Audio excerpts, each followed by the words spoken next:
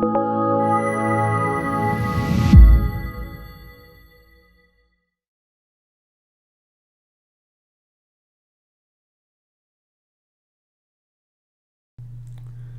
there, this is Jim Bovard for the Future Freedom Foundation.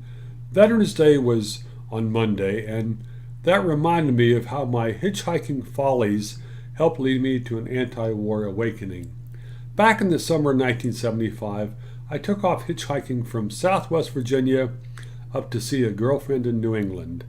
And I later hitchhiked a lot up and down the East Coast, out to California, spent a summer hitching in Europe. But at that point, I was a pretty naive hitchhiker. I did know that every hitchhiker should have a sign. Otherwise, you look like some knucklehead who just fell off the turnip truck. But my signs that trip, they were not well chosen. For example, here was my first sign.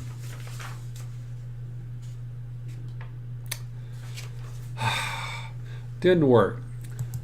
I did get some smiles and some laughs from that sign, but most drivers just kept on speeding by. Maybe if I'd supplemented the Trust Me sign with my Boy Scout merit badge sash, maybe. My goal that day was to get to New York City, at least one state further beyond the Big Apple. So I tried a sign with the state abbreviation. I said, maybe that'll work. Here's the sign I used. Okay, I've never been a graphic designer, so I got the spacing wrong. Sue me. It wasn't like I was wearing an orange jumpsuit like an escaped convict. Anyhow, after 6 hours of striking out, I cussed and headed off to a nearby Trailways bus station. A few hours later, I found myself in Charm City, USA, Baltimore. I was in a bus station waiting room that was stocked with some of the roughest looking folks I had ever seen, folks whose luck had also long ago expired. Flip side, with my scruffy red beard and my battered railroad engineer cap, nobody mistook me for a Brooks Brothers model. I was a country boy who scoffed when I noticed that all the people in the bus station were carefully avoiding eye contact. Hey, I didn't need to do that. So I soon had a guy sitting next to me holding a brown bag and telling me his life story. He kindly offered me a swig from the bag, but I've always known to never drink anything which I couldn't see. Other people in the bus station shunned that guy, maybe because they were prejudiced because he would every now and then sing loudly to himself. His name, as he printed it in my notebook, was Bobby, B-O-B-I-E, 1B. I didn't quibble with the spelling or with the 4 different names he called me over the next few hours when he and I sat next to each other in the bus ride to New York City. He was a 40-ish gaunt white guy who, with sunken cheeks and tousled hair, and he was haggard, but decades earlier he was probably pretty damn strong. The local mailing address he wrote down matched that of an alcohol detox center. He was an Army vet who talked about being pinned down for weeks in Korea after the North Korean Army launched a surprise attack in 1950. Bobby finally got respite after General Douglas MacArthur outflanked the North Koreans with a surprise landing at Incheon. Bobby didn't say much about the Korean War, but probably seemed 1,000 years ago to him, but most Americans, don't even know that much about it. But it was in Vietnam where Bobby's soul got shredded.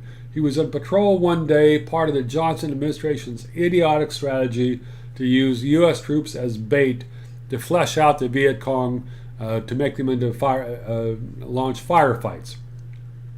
Bobby saw a young Vietnamese girl standing knee-deep in a river. He thought she had a hand grenade hidden behind her, so he cut her down with his M16. He wept uncontrollably after his buddies searched the 10-year-old girl's corpse and found no weapons. That girl achieved eternal life in Bobby's nightmares. He said that such incidences were commonplace in Vietnam and that his own actions made Cowley look like a Boy Scout. William Cowley had just been convicted for massacring Vietnamese civilians at My Lai. I had no way to verify Bobby's statements, but it wasn't like you won prizes for confessing war crimes in bus stations. Almost 30 years later, David Hackworth, a retired colonel and the most decorated officer in the U.S. Army, said Vietnam was an atrocity from the get-go. There were hundreds of My Lais. American soldiers face more legal perils for reporting than for committing atrocities. Bobby spoke as if every waking hour was a supreme torment that made him wish he was dead. His mind was probably fairly sharp until he boozed his brain into oblivion. He passed out a couple times during our trip to New York, but he didn't vomit or die, so he was tolerable company. The bus finally arrived at Manhattan's Port Authority, which looked like a dumping ground for all the riffraff on the East Coast who weren't at the Baltimore station. Bobby was wobblier in New York. The pint of whiskey he chugged on the bus ride failed to help his gait.